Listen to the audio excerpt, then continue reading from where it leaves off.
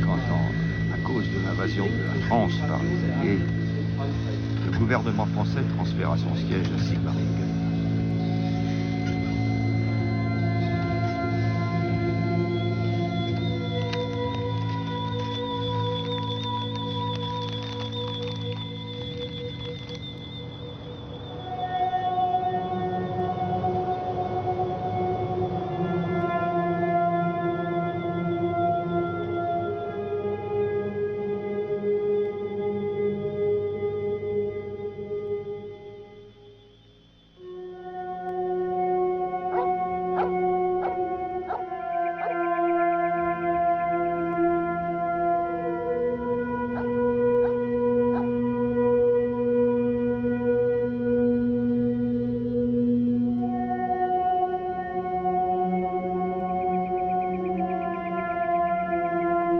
Que voilà de disparates histoires.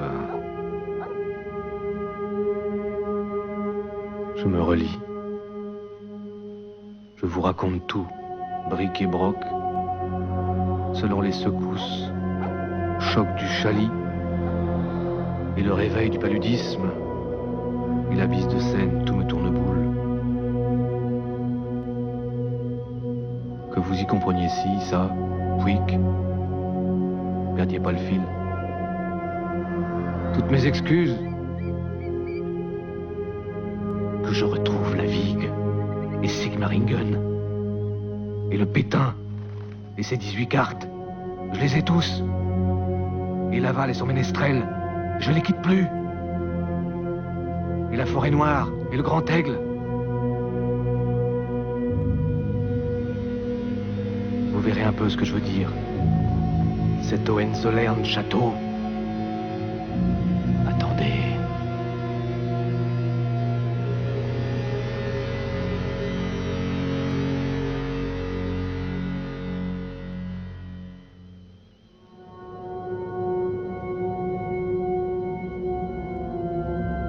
Louis-Ferdinand Destouches est médecin des pauvres à Paris.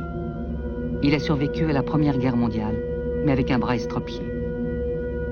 Ensuite, il part en Afrique, où il enquête sur les conditions sanitaires dans les colonies, pour le compte de la Société des Nations. Ce qu'il voit le rend malade, et il attrape le paludisme.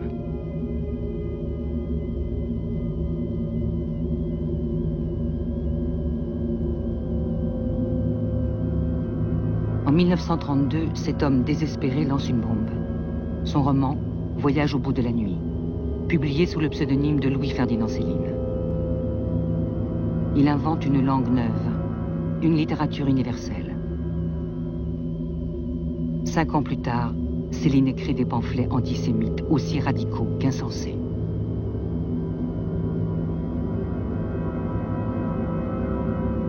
On m'a étiqueté auteur d'attentats, violeur de la langue française, escroc, depuis 1932. Et depuis 1932, je n'ai fait qu'aggraver mon cas.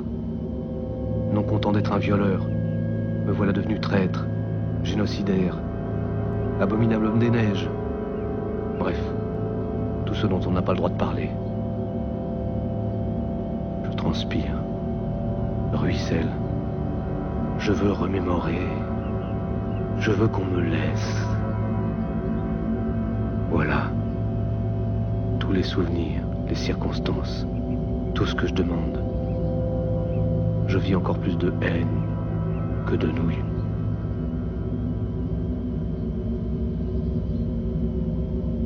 À un moment donné, vous ne lisez plus les articles, seulement la publicité. Elle vous dit tout. Et la rubrique nécrologique. Vous savez ce que les gens désirent, et vous savez qu'ils sont morts. Suffit.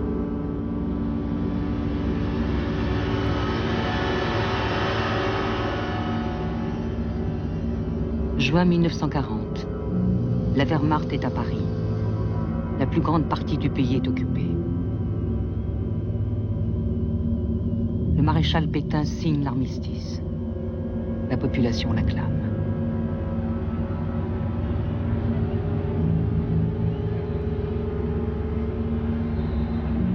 Dans la zone sud non occupée, on crée un État qui va collaborer avec les Allemands à tous les niveaux. Il sera dirigé par le maréchal Pétain et le vice-président du Conseil, Pierre Laval. Ainsi, on a décidé l'Assemblée nationale à la majorité absolue. Le gouvernement aura son siège à Vichy.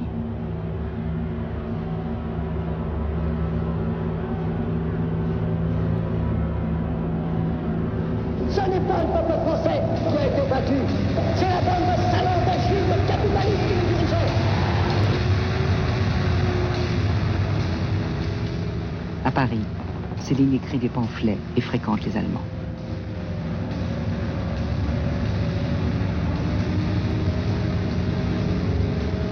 Il aurait suffi que je me taise. Je connais des gens qui étaient des collaborateurs en vue et qui aujourd'hui me méprisent profondément. J'étais antisémite, dans la mesure où je croyais que les sémites allaient nous pousser à la guerre.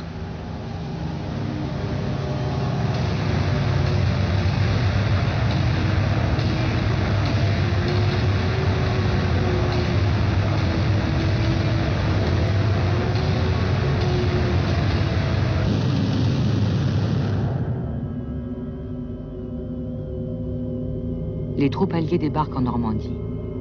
Céline fait coudre son argent dans la doublure de son gilet. Il met le chat Bébert dans un sac qu'il s'attache sur le ventre.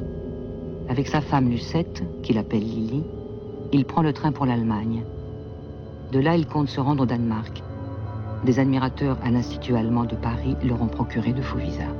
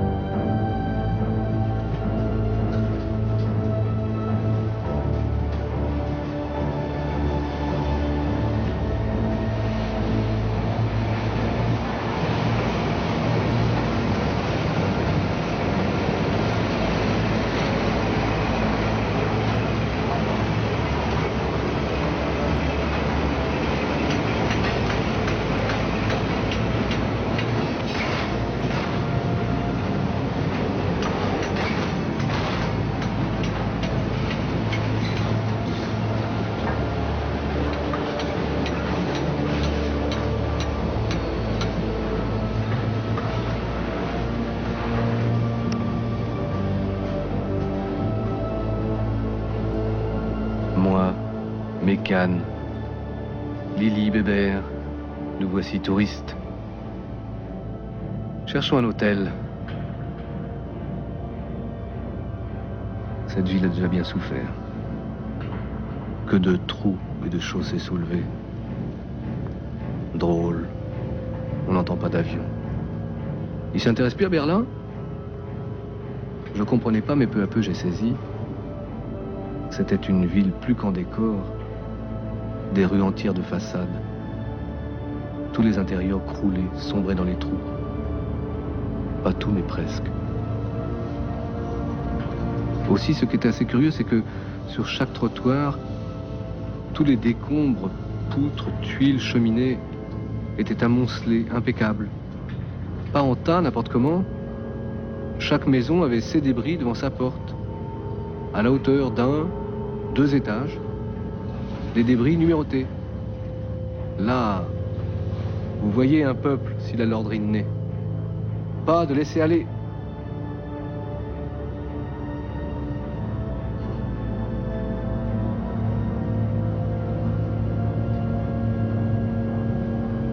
Pluie, soleil ou neige, Berlin n'a jamais fait rire. Personne. Un ciel que rien ne peut égayer, jamais. Déjà à partir de Nancy, vous n'avez plus rien à attendre. Que de plus en plus d'ennuis, sérieux, énorme labeur, transe de tristesse, guerre de 7 ans, 1000 ans, toujours. Regardez leurs visages, même leurs os, leurs sprés, ce Styx des teutons comme ils passent, inexorables, lents, si limoneux, noirs. Que rien que le regarder le couperait la chic, l'envie de rire, à plusieurs peuples.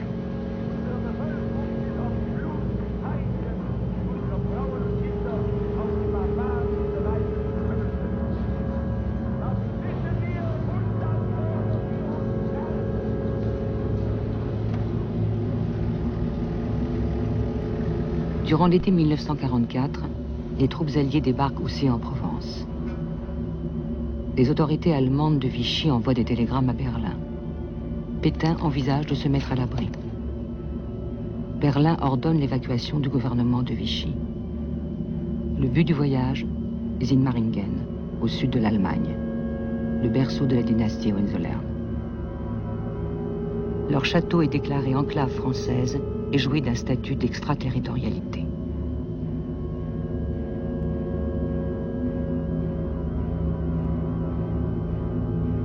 La municipalité de Sigmaringen reçoit de Stuttgart des ordres de réquisition portant sur le château ainsi que sur les hôtels Löwen, Baron et Zollerhof. Des montagnes de documents sont chargés dans les camions. Mais Pétain ne veut pas partir. Il envoie une note de protestation au gouvernement du Reich. Et pourtant, il finira par quitter Vichy sous escorte allemande, en compagnie de Laval, de ses ministres, de la bureaucratie gouvernementale au grand complet et de la milice.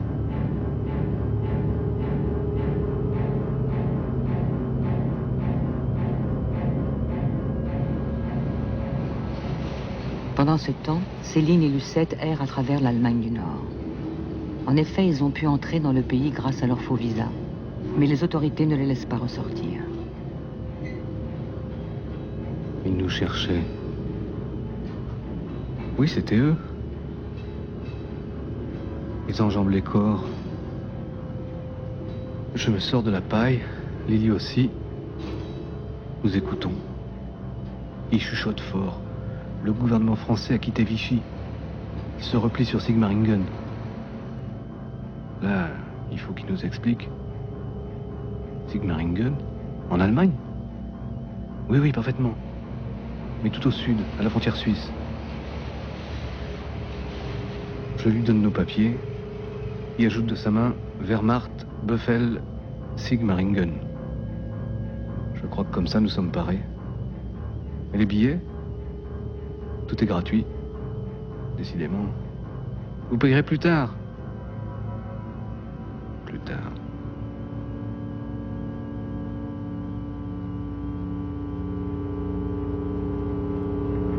Notre train roule.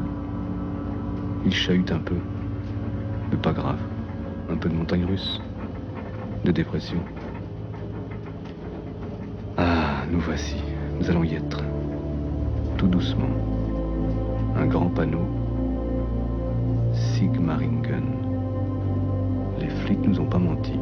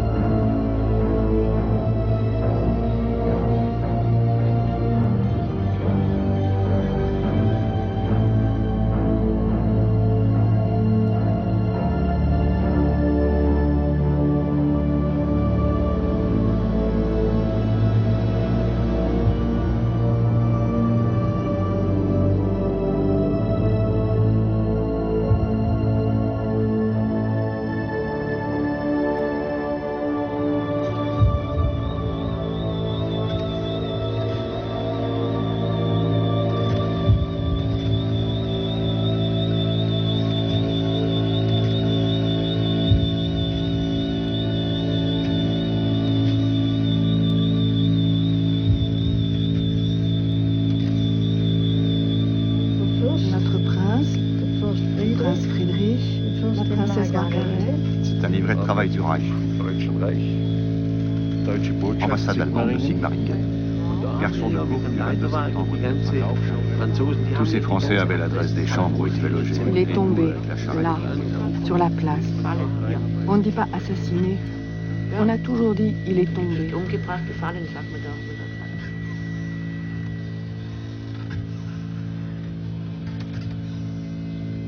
La taverne de l'hôtel Leven, avec ses fenêtres peintes, devient le rendez-vous des Français échoués à Sigmaringen. Dans la salle des fêtes, derrière, on a installé un grand dortoir avec de la paille pour les arrivants qui n'ont nulle part où aller. Dans les chambres d'hôtel s'entassent les Allemands et les Français de marque. Par exemple, le chef de la Gestapo, Raumnitz, avec son épouse, et aussi Céline, sa femme et le Chabébert.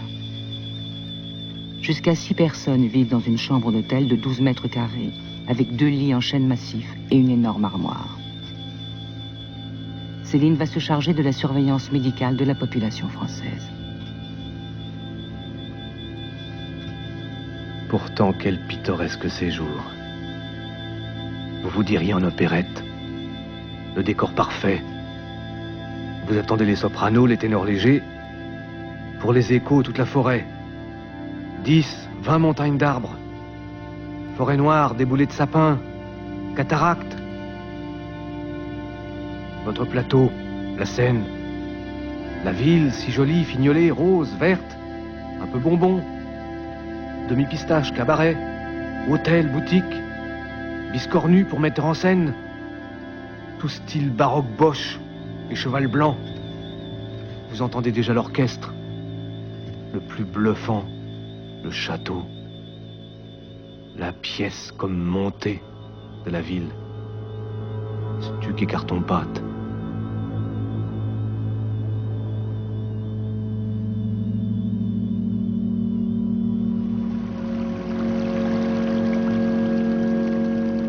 Nous, là, je dois dire, l'endroit fut triste.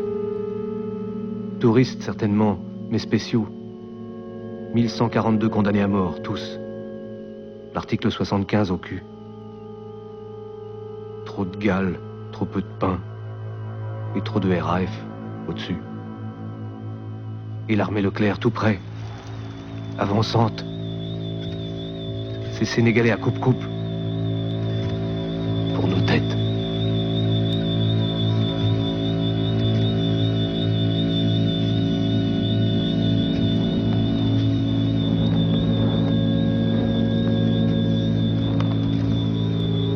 Le prince a été évacué en secret à Wilflingen. Je me rappelle qu'il y avait beaucoup de réfugiés. Ils logeaient au château, des gens de Rhénanie d'ailleurs. Vous n'étiez pas encore parti que le drapeau tricolore flottait déjà sur En haut, à l'entrée principale, on chargeait leurs meubles dans des camions. Tandis qu'en bas, devant l'ascenseur, on déchargeait les voitures des arrivants. Il y avait des Cadillacs. On met en scène une farce politique. Si le ministère des Affaires étrangères du Reich a décidé de rassembler à Sigmaringen ces Français encombrants, ce n'est pas pour du plaisir. De Gaulle est à Paris depuis longtemps, mais Berlin continue à s'accrocher à la légitimité du régime de Pétain, lequel, après tout, a été nommé par le Parlement français. On installe des ambassades d'opérette afin de prouver que tout cela est bien officiel. L'ambassade japonaise était au Zollhof, la française au château, et l'ambassade d'Allemagne était ici. Ça, c'est la photo de Kitami. Ils avaient plein de passeports diplomatiques, et après ils sont retournés au Japon en passant par la Suisse.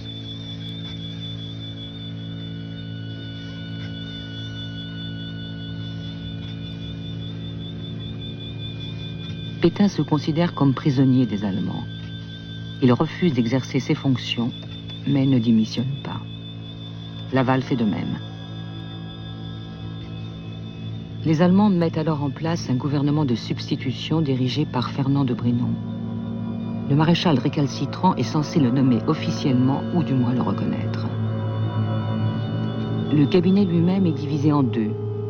D'un côté, les ministres actifs du gouvernement de substitution, de l'autre, ceux qu'on appelle les ministres dormants, qui suivent l'exemple de Pétain. Deux camps ennemis, des intrigues à n'en plus finir. Foutu berceau Hohenzollern, pardi, juché qu'il était sur son roc, traviole, biscornu de partout, dehors, dedans. La rigolade de ce haut lieu, et qu'il vacillait, je vous le dis, sous les escadres, qu'arrêtait pas. Des mille et mille forteresses pour Dresde, Munich, Augsbourg. 2 jours, 2 nuits, que tous les petits vitraux pétaient. Sautez au fleuve. Vous verrez.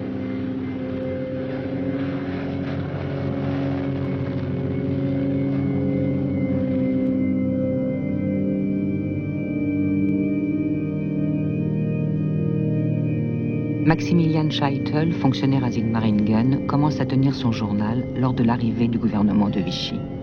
Il écrit « On peut souvent croiser le chef du cabinet, Laval, qui se promène tous les jours dans les rues de Sigmaringen en compagnie d'une ou plusieurs personnes. Il portait une cravate blanche et discutait toujours avec nous, les enfants. Il est suivi à une vingtaine de mètres par son valet de chambre, qui habite en face de chez moi, avec sa jeune épouse. Et visiblement, c'est un Kabyle, ou un bâtard de Kabyle. De façon générale, l'Allemand, désormais au fait des particularités raciales, a souvent l'occasion d'éprouver ses connaissances en observant nos hôtes français. Laval est malade. Il a un ulcère. On dit qu'il a 20 millions de francs, des dollars et une ampoule de cyanure dans l'ourlet de son manteau. Pétain se promène sur les rives du Danube et apprend l'anglais. La commission gouvernementale de Brinon règne sur un état fictif. Son territoire, le château des Hohenzollern. Ses ressortissants sont ainsi définis. Les réfugiés français, les prisonniers de guerre et les travailleurs français en Allemagne. 2 millions de personnes en tout, dont 10 000 collaborateurs. Le ministère de la propagande à Sigmaringen compte 200 fonctionnaires. Ils éditent le journal La France et diffusent un programme radiophonique, ici La France.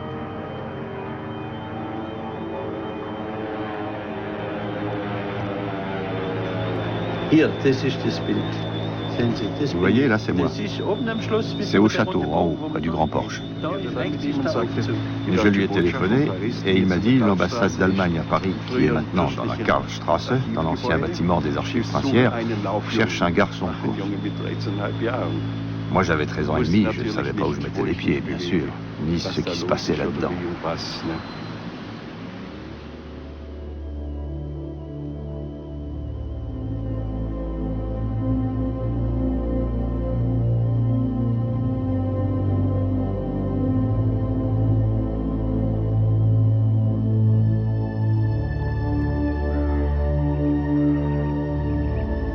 J'étais admis au château, oui, certainement. Mais pas pour briefer, pour rendre compte. Combien de grippes? De femmes enceintes? De nouvelles galles? Et de combien de morphine il me restait? Huile camphrée? Éther? Et l'état de mes nourrissons? Là, Brinon, fallait qu'il m'écoute. Pour les nourrissons, j'attaquais. Qu'est-ce qu'ils en foutaient au camp? 6 morts par semaine.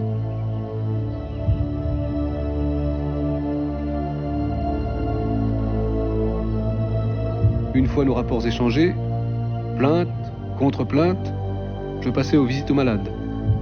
Je connaissais les lieux, bien, les couloirs et les tentures, les issues, vraies, fausses, bien, les tire-bouchons d'escalier, à travers lambris et poutrelles, des cache-cache et ombres à se faire poignarder, vraiment, 1000 fois, et rester desséchés des siècles. Vous pensez, les Hohenzollern, c'était pas privé, experts en choses trappes, couloirs à bascule et à pic, au gouffre, Danube, plongeons.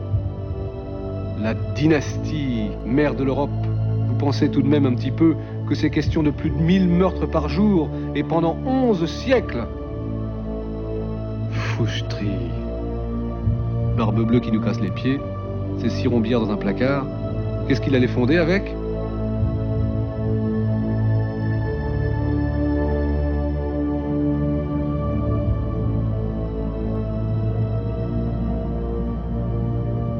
Ça vaut la peine, puisque nous sommes en touristes, que je vous parle un peu des trésors.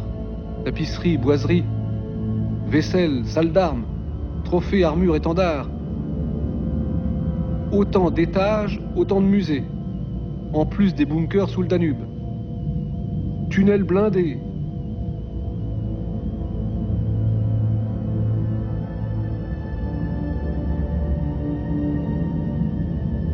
Combien ces princes, ducs et gangsters avaient pioché de trous, cachettes, oubliettes, dans la vase, dans les sables, dans le roc. 14 siècles d'Hohenzollern. Sapristi, sapeur cachotier. Tout l'affur était sous le château, les doublons, les rivaux oxy, pendus, étranglés, racornis. Léo, le visible, formidable toc, trompe-l'œil, tourelle, beffroi, cloche, pour le vent, miroir aux alouettes. Et tout dessous, l'or de la famille et les squelettes des kidnappés. Leur risque avait abouti là, dans les oubliettes, sous le Danube. 14 siècles d'oubliettes.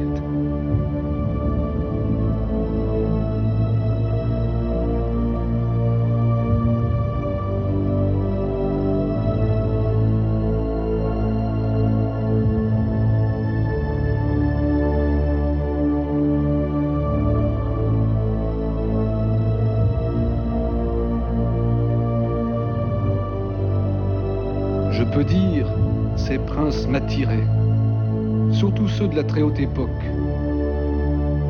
Des têtes 3-4 fois comme du lin, des tronches sans honte, horribles, féroces. Là alors, vous pouviez être sûr, des créateurs de dynasties.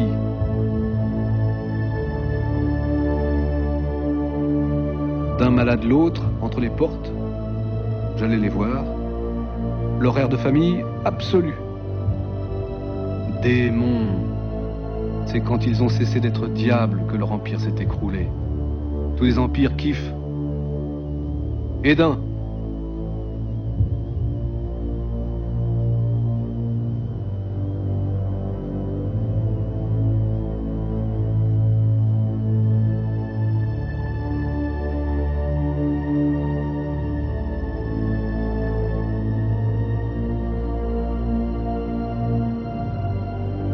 L'ambassadeur allemand et la commission gouvernementale française multiplient les tentatives pour amener Pétain à travailler avec eux. En vain. Berlin en a par-dessus la tête de ce millimélo d'intrigue au château. Laval est soupçonné de faire obstacle à toute solution politique.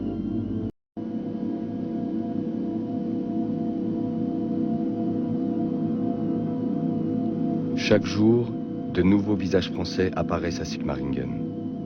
C'est compréhensible. Là où siège un gouvernement, ses sujets se sentent bien.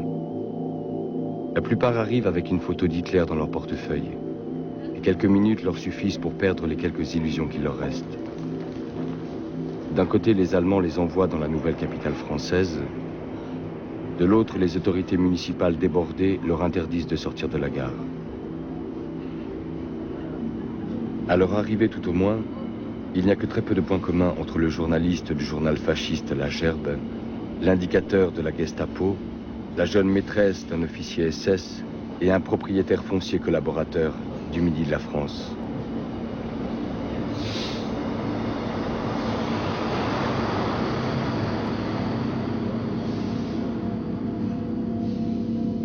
La gare était dans mes fonctions. Côté sanitaire, poste de secours, réfugiés.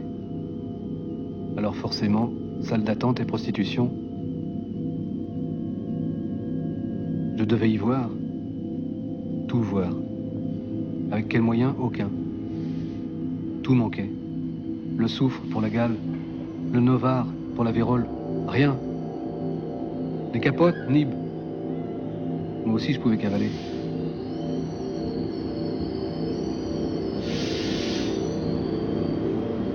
Je vous parle des troupes de passage, de tous ces trains qui viennent pour des soi-disant raisons.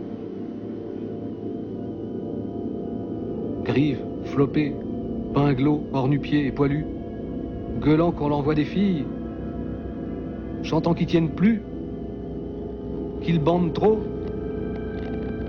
Vous dire, un sacré point de trafic, aussi bien pour les armadas, London, Munich, Vienne.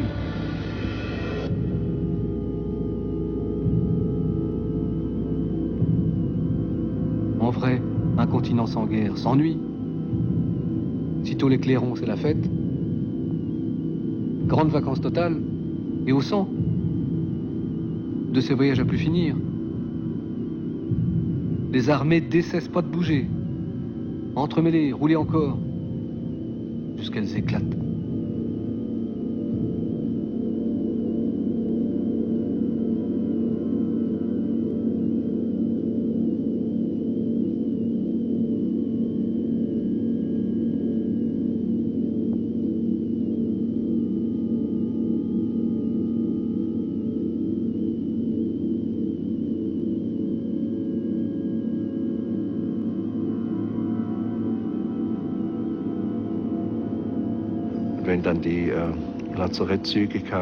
Lorsque les trains sanitaires arrivaient, c'était des transports très importants. Les blessés étaient entassés les uns sur les autres, sur des civières. Et nous, en tant que jeunesse hitlérienne, nous devions faire une haie d'honneur. Parfois, il poussait des râles terribles. C'était pas beau à voir tous ces blessés. Le temps qu'il fallait avant qu'ils soient sur la civière, et puis avant qu'on les ait sortis du train.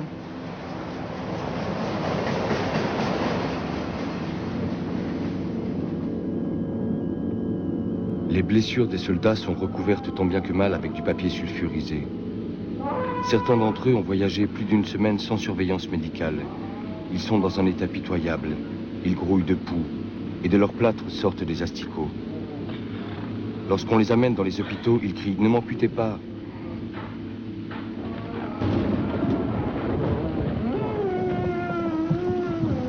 Je prends mon pouls. La fièvre monte encore. Blablafouillerie? Peut-être. Je m'en mêle. Je m'arrange avec bruit d'oreille. Je les écoute devenir trombone. Orchestre complet. Garde triage. C'est un jeu.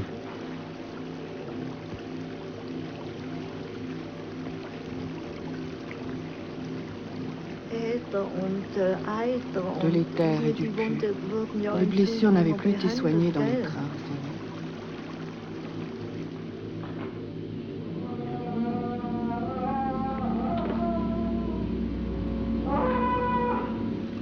Il y en a un que je ne peux pas oublier. Il n'avait plus du tout de visage. Là, on nous a dit tout de suite, n'ayez pas peur. Cet homme est horrible à voir.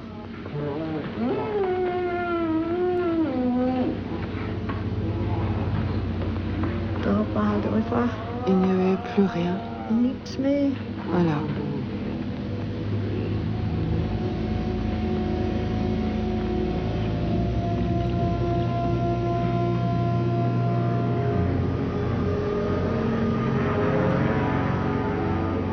Toute la semaine ici, le trafic aérien ennemi a été intense. Partout dans les environs, des bombes isolées ont été larguées.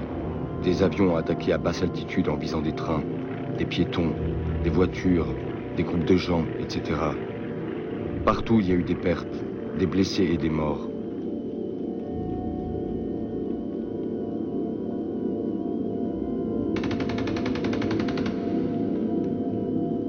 D'autres trains doivent être arrivés.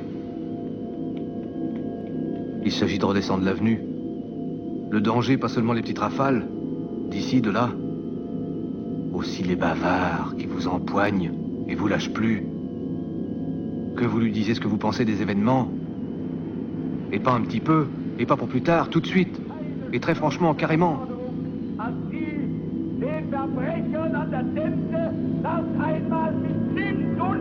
Oh, mais vous là, gaffe, super gaffe. Qui vive total. Le moment de répondre bien spontané, dynamique, optimiste, convaincu terrible. L'homme qui vous demande votre avis et pas un petit mouchard quelconque. Bredouillez pas, ergotez pas, allez-y. Que la victoire allemande est dans le sac. Que l'Europe nouvelle est toute faite. Que l'armée secrète a tout détruit, Londres. Rasibus. Que von Paulus est à Moscou, mais qu'on le dira qu'après l'hiver. Rommel est au Caire. Que le tout sera proclamé en même temps. Que les Américains demandent la paix.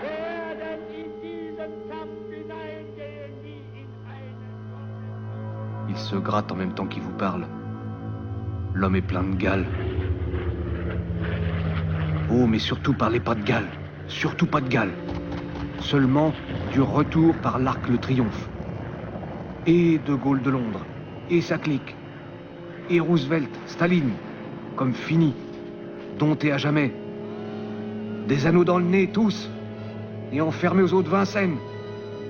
Une fois pour toutes, à vie. Surtout, laissez pas paraître un quart de dixième de petit doute. Vous avez qu'à dire, Rommel n'est pas tellement certain de tenir le canal. Le Suez peut très bien résister. Votre compte est bon. On vous revoit plus.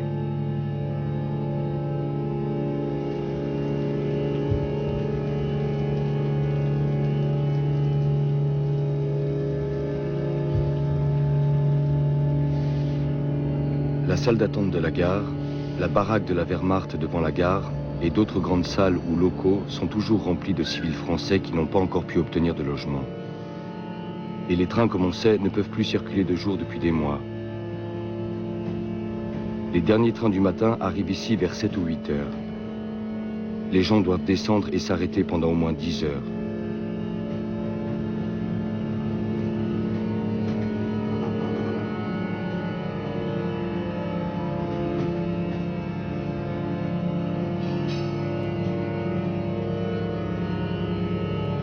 Trois trains tout bourrés de dactylos, chefs de bureau et généraux en civil.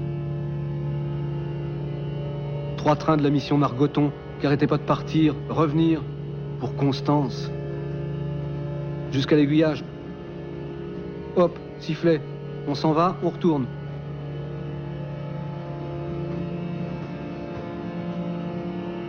Un autre bifure, interdit de descendre. Ils se sauvent, ils cavalent nu-pied aussi. Ils sont partout, panards pleins de crevasses. 2 mois qu'ils avaient zigzagué à travers l'Allemagne. De bombes dans les voies, on n'a que dû crouler.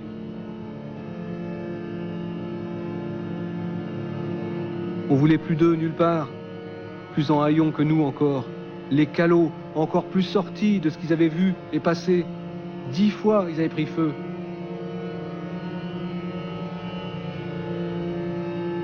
Sigmaringen, ils pensaient lourde. Pétain, la Mecque.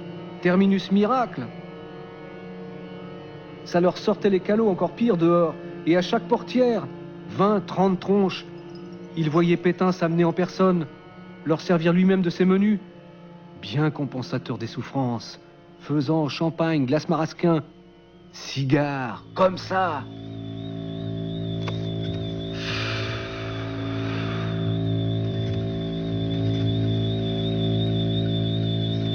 Que ce soit à l'Alten Prinz ou Kronprinz ou au Herr Prinz, elles n'existent plus, toutes ces auberges. Ils servaient les plats du jour. La plupart du temps, c'était des légumes et des pommes de terre. On pouvait les avoir sans ticket. Et les auberges étaient prises d'assaut. C'était vraiment de la folie. C'était tellement plein qu'ils devaient fermer les portes et ne plus laisser entrer personne. Je les vois, je les vois.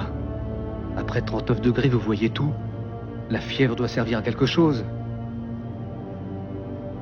J'ai attrapé la fusion au Cameroun, 1917. Ils verront voir ce qu'ils verront. Le Bas-Meudon, Sigmaringen, oui. Mais Pétain, ah. Je vous parle énormément de WC. Particulièrement ceux du Leven. C'est qu'on était sur le même palier, la porte en face, et qu'ils désemplissaient pas. Tous les gens de Sigmaringen, de la brasserie et des hôtels venaient aboutir là, forcément, la porte en face.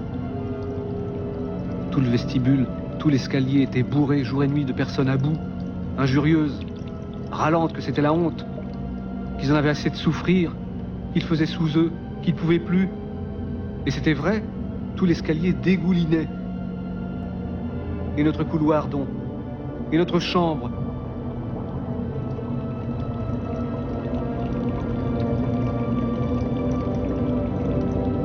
Vous pouvez pas plus laxatif que le Stammgericht. Rave et chou rouge. Stammgericht, plus la bière aigre, a plus quitté les WC, jamais. Vous pensez, tout notre vestibule grondant, pétant de gens qui n'en pouvaient plus. Et les odeurs, les gogues refoulaient, il va de soi, ils arrêtaient pas d'être bouchés. Les gens entraient à 3, à 4, hommes, femmes, enfants, n'importe comment, ils se faisaient sortir par les pieds, extirpés de vive force, qu'ils accaparaient la lunette. Ils rêvent. Si ça mugissait, le couloir, la brasserie, la rue, et que tout le monde se grattait en plus, et se passait, repassait, la gale et morpion. Aussi des gens pour von Romnitz. Je vous expliquerai von Romnitz, une autre influence pour son bureau, un de ses bureaux, l'étage au-dessus.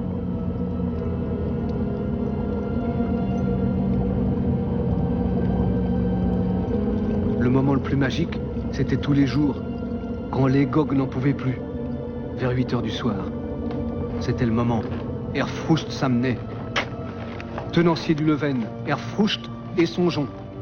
Erfrucht montait avec Songeon, touillait, retouillait, refaisait fonctionner la tinette et replaçait un autre cadenas, vissait, que plus personne puisse ouvrir, basta. 2 minutes qu'il était parti, ces chiottes étaient pleins, les gens à se battre, et plein le vestibule.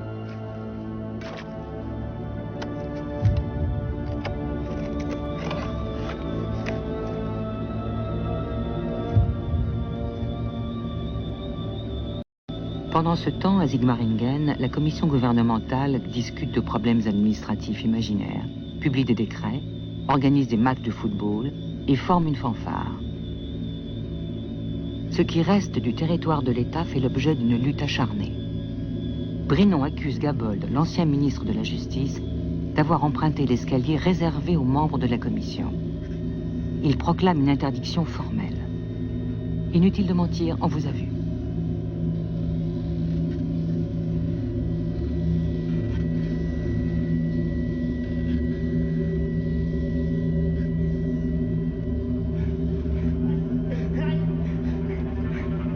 Sur ma propre paillasse, celle de droite, un homme étendu, tout débraillé, déboutonné, et qui dégueule, et qui râle. Et au-dessus, à califourchon, un chirurgien. Enfin, un homme en blouse blanche, et qui s'apprête à l'opérer de force. 3, 4 bistouris à la main. Le miroir frontal les compresse, les pince, aucun doute. Derrière lui, plein dans la gadoue, l'urine, son infirmière, blouse blanche aussi, et grosse boîte métallique sous le bras. C'est vous que je venais voir, docteur, les Sénégalais. Alors, ils ont coupé toutes les têtes. Celui-là est pas sénégalais. Il veut commencer par l'oreille. C'est vous que je venais voir, docteur. Je suis garagiste à Strasbourg. Ils ont coupé toutes les têtes. Ils viennent. Je suis garagiste. Faites-le lever, docteur, il m'étrangle.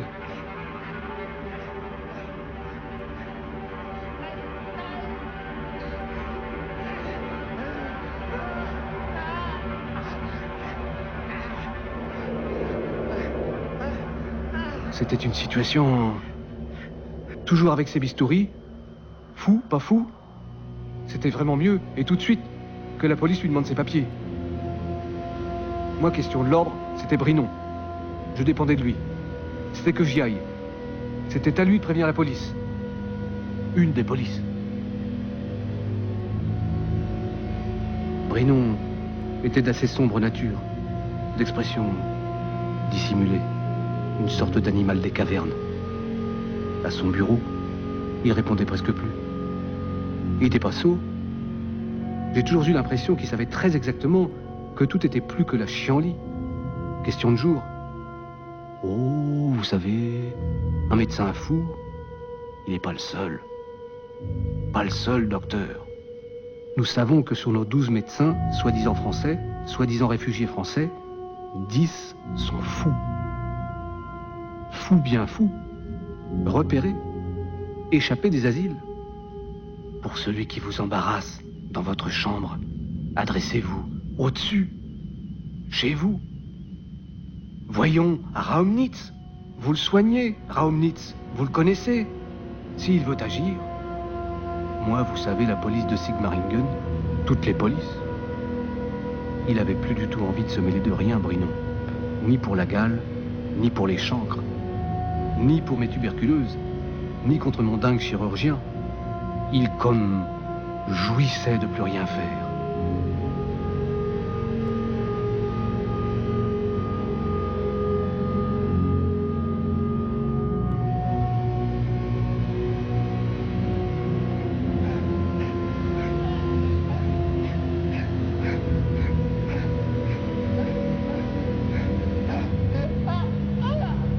Le 28, je cogne.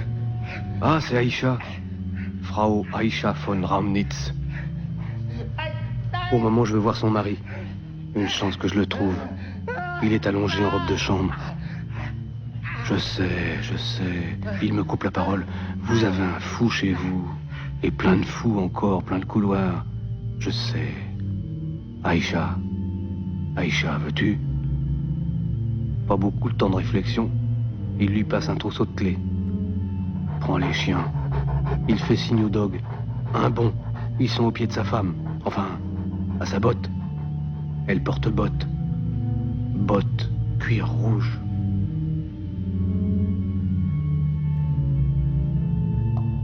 Aïcha, c'est dog. On s'écarte. Personne ne demande ceci, cela. Aïcha parle pas non plus. Elle va, assez langoureusement, ondulante des hanches, pas vite. Personne ne rugit plus de rien, même du supplice d'envie de caca.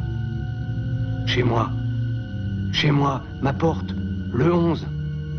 Sitôt entrevu Aïcha, panique, affolerie. L'infirmière emporte les boîtes d'ouates.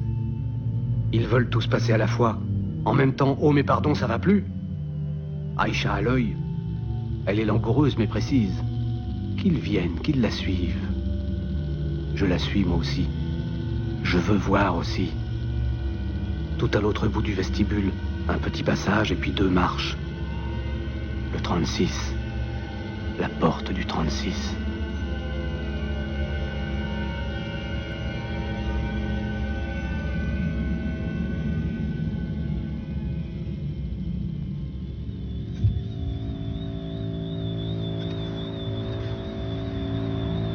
Weihnachten 1944 war eine große Weihnachtsfeier im Schloss. À la Noël 1944, ils ont donné une grande fête au château, Und anschließend das große Menü avec réception dans la salle royale et ensuite dîner de gala dans la galerie des ancêtres. standen 2 livrierte Lakaien da. Il y avait 2 laquais en livrée, munis d'une canne blanche à pommeau doré, avec laquelle ils frappaient sur le sol.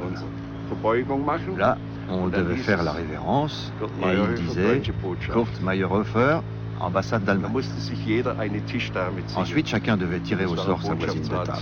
Moi, je suis tombé sur l'épouse du conseiller d'ambassade Hofmann, à côté de laquelle j'ai eu l'honneur de m'asseoir. In dem Alter so etwas zu erleben. Vivre une chose pareille à l'âge que j'avais, c'est quand même assez unique.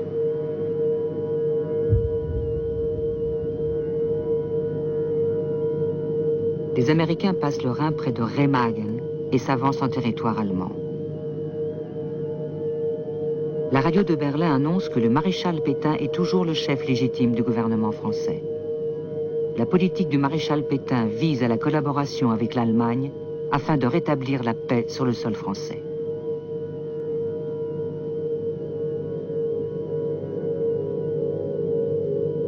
Ici, il ne sert à rien de s'abandonner stupidement à son destin.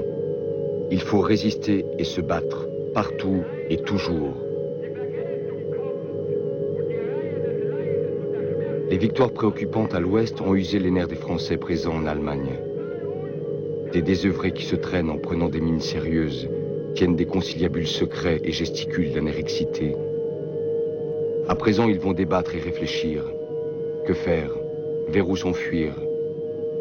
Ceux qui ont une voiture et de l'essence, sans doute une minorité, peuvent encore fuir. Ceux qui en sont réduits au train sont mal lotis, car on ne délivre plus de billets que jusqu'à 75 km.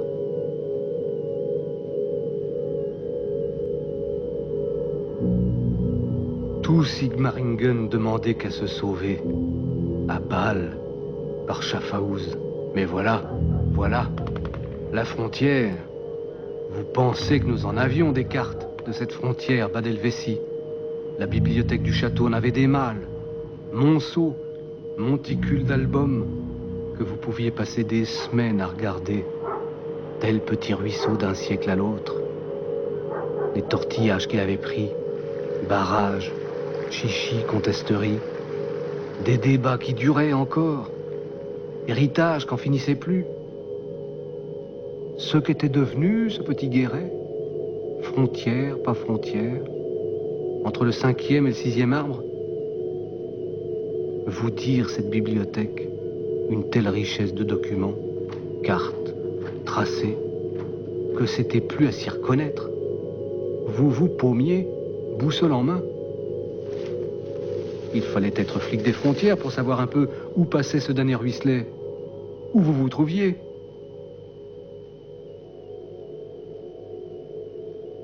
Les Français de Sigmaringen espèrent encore un règlement politique de leur précaire situation. À Berlin aussi, le ministère des Affaires étrangères continue à envisager un avenir franco-allemand. Il a déjà en vue un nouveau président du Conseil, Jacques Doriot. Le chef du Parti populaire français se tient prêt sur les rives du lac de Constance et se pose en adversaire du gouvernement de Sigmaringen. Le bureau du PPF à Sigmaringen est dirigé par l'ancien maire de Marseille, Sabiani.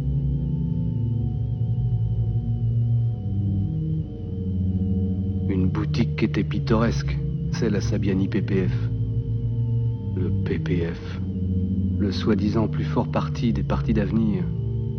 C'est Sabiani qui tenait lieu et place en cette boutique du parti. Cette boutique avait 2 vitrines, et dans chaque vitrine des malades, vraiment au plus mal. De faim, de vieillesse, de tuberculose, et de froid, et de cancer aussi. Et tout ça, tout en se grattant ferme, bien sûr. J'ai vu pendant bien 2 mois mourir un grand-père PPF, avec son petit-fils sur les genoux. Comme ça, sans remuer, dans un fauteuil transatlantique, crachant ses poumons.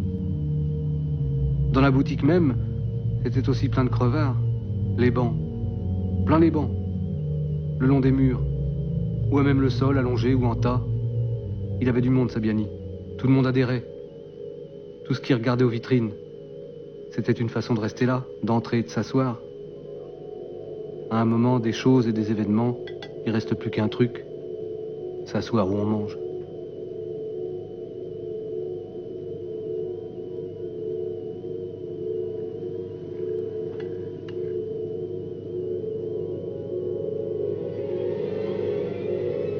Pourtant, Sabiani, justice à lui rendre, prévenait bien son monde. Il bernait personne. C'était écrit sur large pancarte, en très grosses lettres rouges. Membre du parti, souviens-toi bien que tu dois tout au parti, que le parti ne te doit rien. Il dorait pas la pilule. Ça rebutait personne. Il en venait même de plus en plus adhérer, s'asseoir et crever sous les pancartes. Et devant les vitrines, de plus en plus de monde. Regardez les grands-pères finir. Oublie jamais, souviens-toi bien, que le parti ne te doit rien et que tu dois tout au parti. Voilà ce qu'il fallait qu'ils comprennent, les agoniques, les adorateurs de Doriot, qui n'étaient pas mâchés, antiques, pas flagornerie électorale.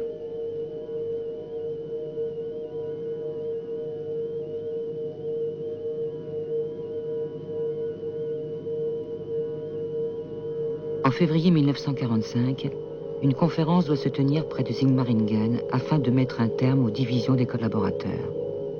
Les partis ennemis, sous la conduite de Doriot, veulent y prendre de nouvelles initiatives politiques. Mais Doriot est tué dans sa voiture lors d'une attaque aérienne à basse altitude alors qu'il se rend à la conférence.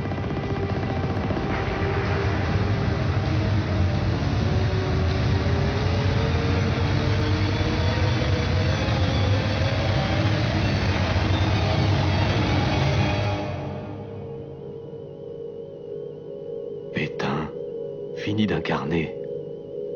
La France a marre, qu'il rentre, qu'on le tue. La page tourne. Là, il profite qu'il est loin. Il a l'air encore de quelque chose. Lui et 2 bonnets et sa queue-leu de la promenade. Et qui sont bien sapés les bougres. Chaussures impeccables. Partent d'un bon pas. Oui, mais l'armée Leclerc, pas loin. Et ces Sénégalais coupe-coupe. Les gens savent pas, presque jamais, qu'on joue un autre acte, au moment qu'ils sont de trop, qui sont plus du tout dans la scène, qui devraient s'effacer. Non, non, ils s'entêtent.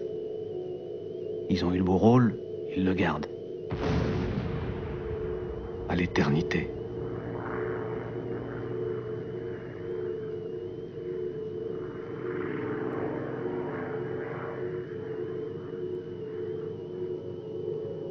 Nous avions à Sigmaringen 10, 12 passeurs habituels. Ils disparaissaient, reparaissaient, en permission soi-disant. La permission, c'était Constance. 8 jours de Constance. La seule ville calme de toute l'Allemagne, la seule ville jamais bombardée, et la seule toujours éclairée comme en paix. Et tous les magasins ouverts, et les brasseries. La Suisse en vraie vie. Constance, féerie de vie. Nous, on était tout dans la mort.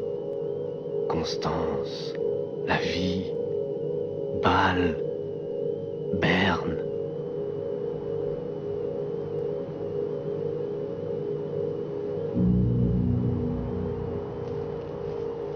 Le commissaire Papillon savait. Par là qu'il allait. Et pas seul, pas seul. Avec l'attendrissante Clotilde. D'un coup qu'il a vu Clotilde, je vous raconte les choses, il a pu penser qu'à elle, vu qu'elle, lui faire son bonheur, et tout de suite, pas dans 20 ans. Comme ça qu'il s'était décidé. Parti. Le premier passeur venu, hop, tout de suite, tout de suite.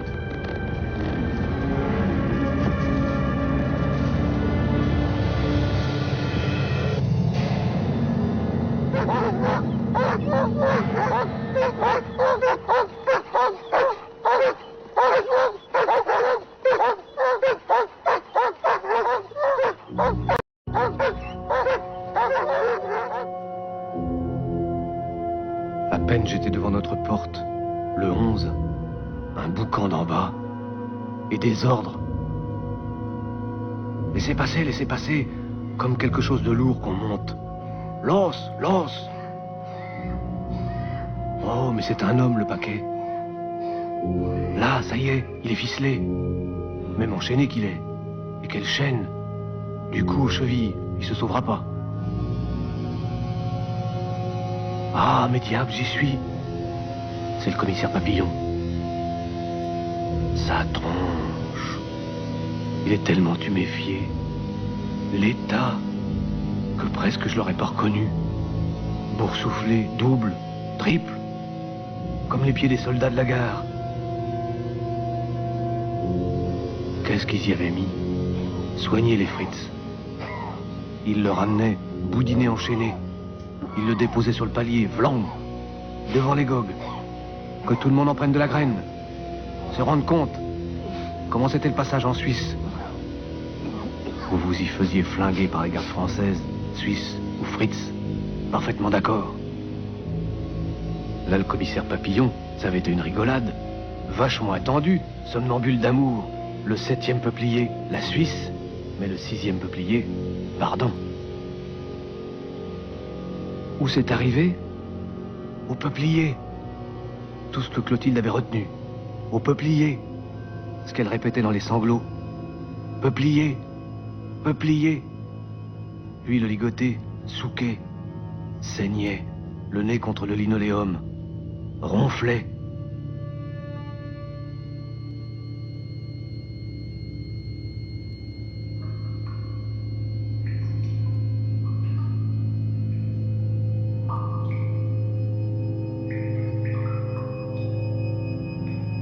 Notre palier regorgé de troupes Landsturm et de civils des trains, de la gare, soi-disant réfugiés de Strasbourg.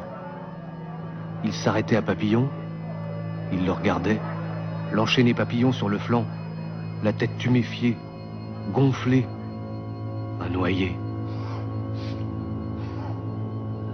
Elle, Clotilde, à genoux à côté, leur racontait tout, par bribes et sanglots, comme elle pouvait.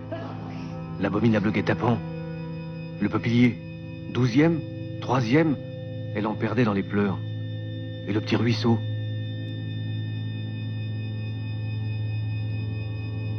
Les réfugiés de Strasbourg, tout de suite, l'envoyèrent aux pelotes. Ah, ils étaient pas en humeur d'entendre des jérémaiades comme ça. Pour eux, ces salades, tout stupides, enfantins, ineptes. Eux, ils avaient vu quelque chose. Des décapitations en masse, pendaisons, des pleines allées d'arbres, entières, guirlandes farandoles de pendus. Elle avait rien vu, cette chialeuse, ni nous non plus. Ouah, ouah, ta gueule!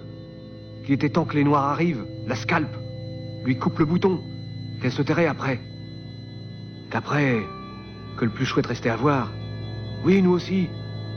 Tout le truc dans la bouche, qu'on parlerait plus. Ouah, ouah! Nun, nun! La voix de Raumnitz. Savoir arrête tout. Il se penche à la rampe. Il en a assez. J'arrive à rue du couloir. Que ça recommence. Aïcha. Aïcha et les dogs descendent. Personne mène large. Tous s'écartent. Et en silence. Elle fait signe aux hommes. Soulever Papillon, l'enlever. L'emporter. Et par là.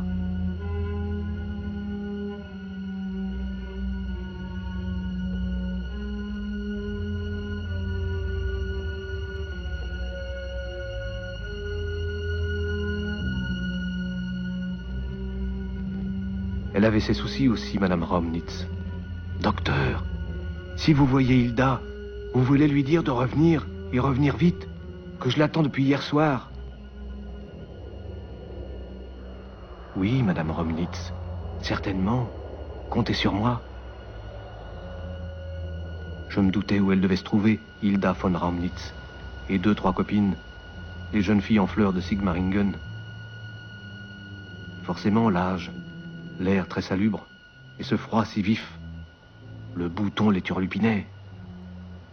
L'âge enragé, 14, 17. Et pas que ces petites filles de luxe, épargnées, soignées. Les miteuses aussi.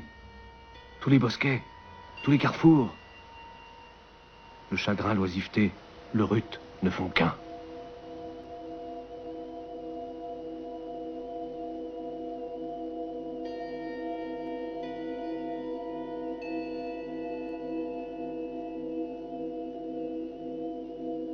Les garçons les plus âgés descendent le soir vers la gare, à l'affût des femmes en transit.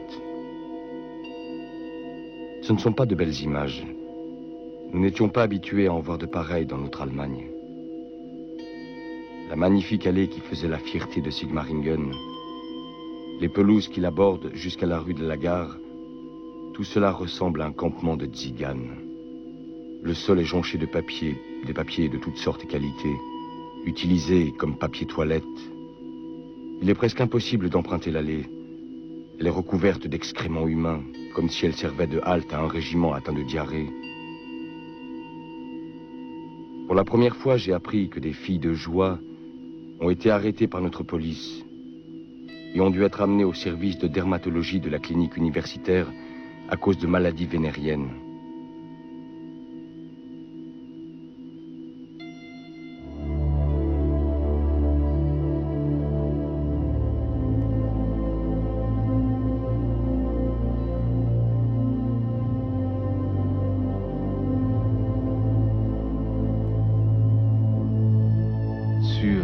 Je l'ai retrouvé à la gare.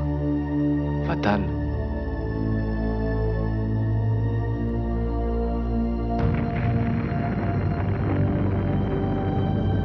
Espionne, troubade, ministresse, garde-barrière, méli-mélo, aux salles d'attente. L'attirance viande fraîche et train de troupes, plus le piano et les roulantes. Il faut la faim et les phosphores pour que ça se donne, et rut et sperme sans regarder. Total aux anges, famine, cancer, blénorragie n'existe plus. L'éternité plein la gare, les avions croisant bien au-dessus, tout bourré de foudre.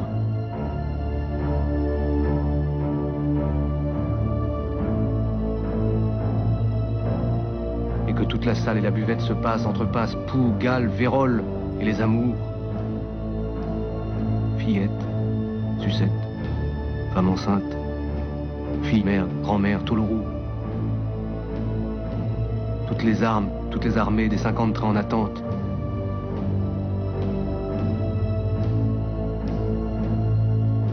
Vous imaginez que j'avais un petit peu de travail, lutter pour la vertu d'Hilda, qu'elle se fasse pas cloquer sous un train.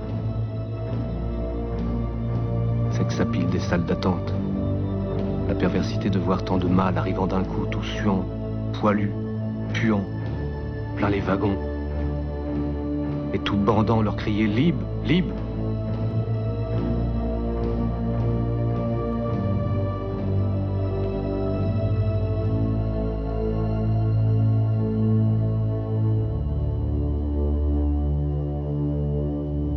Moi, l'instant, c'était pas la grande stratégie.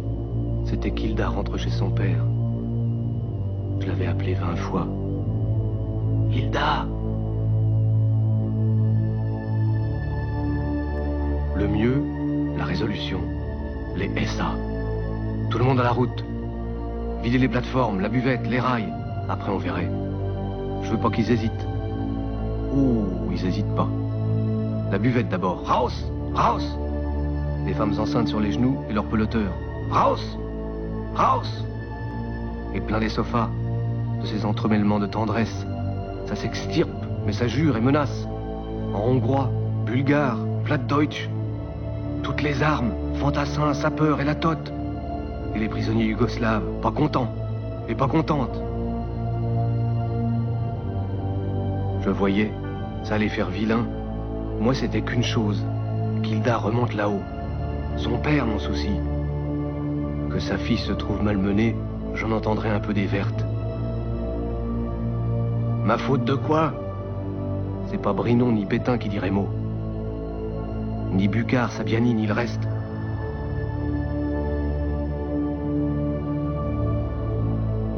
Les SA faisaient bien leur boulot, s'il n'y avait pas eu l'incident. Mais tout d'un coup, paf! Je me dis, ils ont tiré, ça y est. C'était les SA, les 12 qui séparaient les femmes des hommes. Scindaient leurs monômes, vous pensez, refouler les hommes vers la gare, les femmes vers le bourg. Je me dis, Ferdinand, t'es cuit. Un Fritz par terre. C'est un SA qui a tiré. Il avait son compte là-battu. Par l'orifice de la balle, un jet de sang du dos. Par pulsation. Et par la bouche, glou-glou de sang. Un Fritz d'un train blindé de la gare. Camouflés comme ils étaient, uniforme caméléon, sa caméléonerie trempée rouge. Il se vidait de sang plein la chaussée. Pas eu le temps de faire ouf.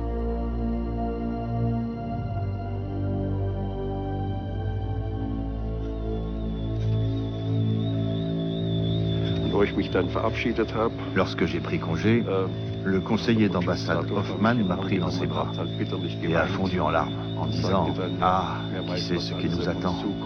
Il m'a dit que si je voulais, je pouvais prendre tous les livres et objets qui m'intéressaient.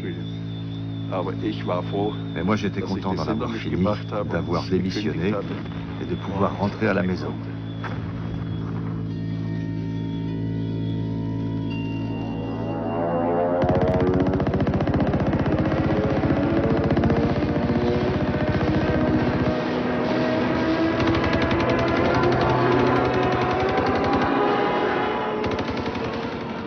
Les Français vont se mettre en sûreté par petits groupes, pour autant qu'ils aient des voitures.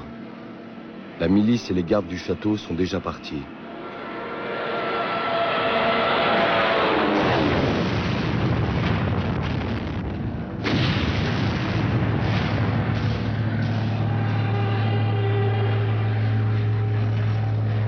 Un moment, à la fin des fins, se perpétuait le carrousel grondant, fulminant. Cette pétaraderie de forteresse au ras des toits. Toute cette idiotie ronchonnerie tonnerre vous attriste. C'est tout.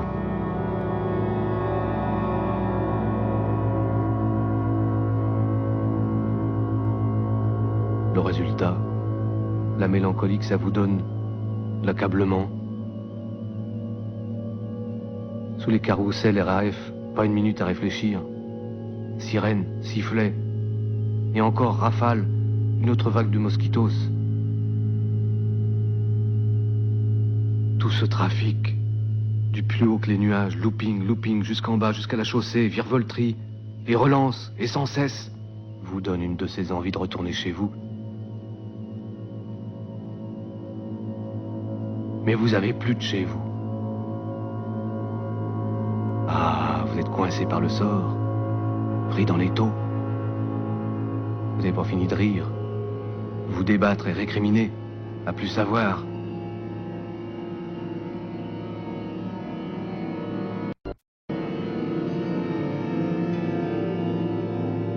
Elle est devant la porte. Chambre 36. Je je sais. Mon faux médecin y est déjà. Et son infirmière. Enfin, je crois. Et le malade aussi. Celui qui était sur mon lit. Qu'il allait juste opérer. Le gros garagiste de Strasbourg. Bien d'autres encore que j'ai plus revus. Je crois. Je suis pas si certain. J'ai des sacrés doutes.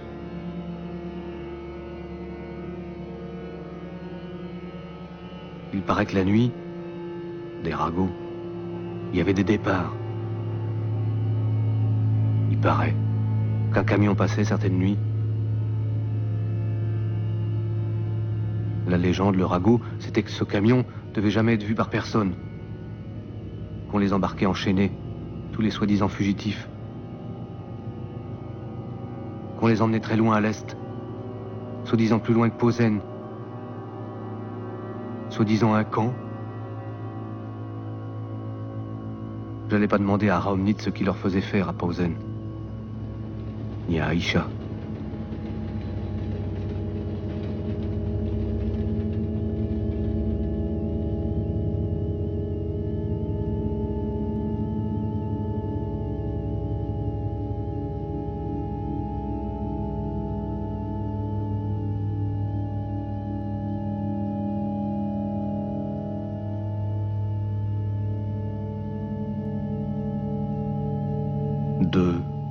Trois jours encore.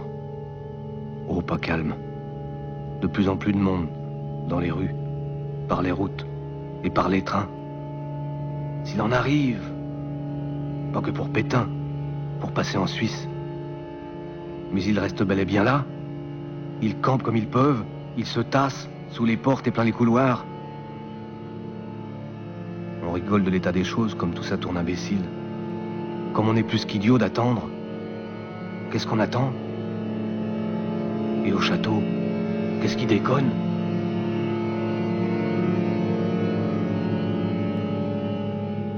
« 20 avril 1945. C'est l'anniversaire du Führer. Hier soir, le docteur Goebbels a parlé à la radio dans son style bien connu. Sur ce que les gens veulent savoir, quand et comment la guerre va-t-elle finir, il n'a pas dit un seul mot. Il doit y avoir 3 ou 400 blessés qui se traînent dans les rues et cherchent un abri, quelque chose à manger ou à boire. Aujourd'hui, dans toute la ville, a commencé la liquidation générale. Au siège de notre gouvernement, on a distribué gratuitement des caisses de vin à tous les passants. En arrivant là-bas, j'apprends que le chef du gouvernement a rassemblé tous ses fonctionnaires et leur a encore donné de nouvelles instructions pour brûler certains dossiers.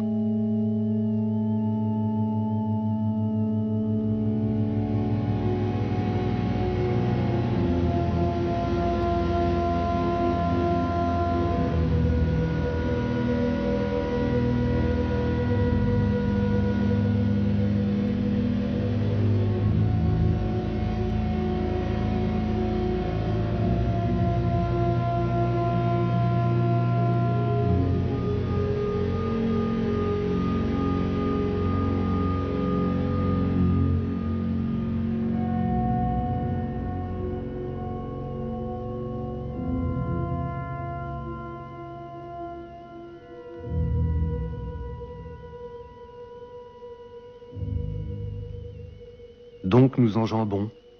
Nous traversons la plateforme avec Raumnitz et ses chiens. Et la salle d'attente. Voici. Vide. 6 chaises, c'est tout. Plus de sofa, plus de piano. Le commandant ferme la porte. Alors, il s'assoit. Sigmaringen est évacué. Doit l'être. Très vite. 3 jours. Un train spécial va vous prendre. Notre fourgon, nous là, entrebâillés. Oui, exact. Raumnitz nous précède. C'est ici. Ce train à 3 fourgons vient de Constance. Nous montons, pas de sifflet. Nous roulons. Personne nous a dit au revoir.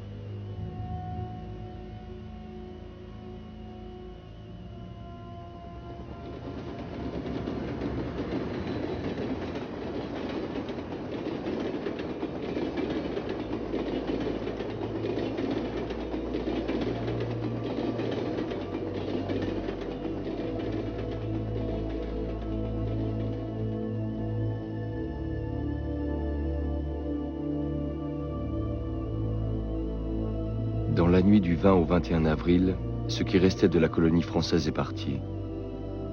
Le maréchal Pétain a quitté la ville à 4 heures du matin dans sa voiture. Ainsi, Sigmaringen est à présent débarrassé de ses hôtes étrangers.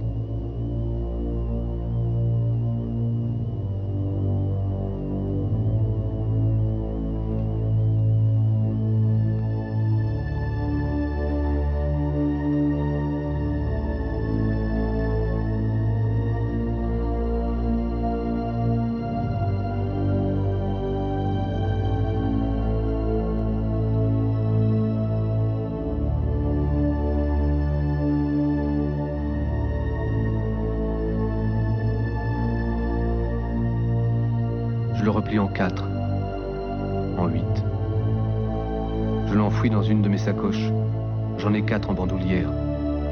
Que je ne quitte jamais, je dors avec. Vous savez, n'est-ce pas, au débâcle, tout le monde fauche les papiers de tout le monde. Mettez encore 4, 5 débâcles, et une vraiment belle, atomique. Tout le monde se sera fauché les papiers. Personne ne sera plus soi.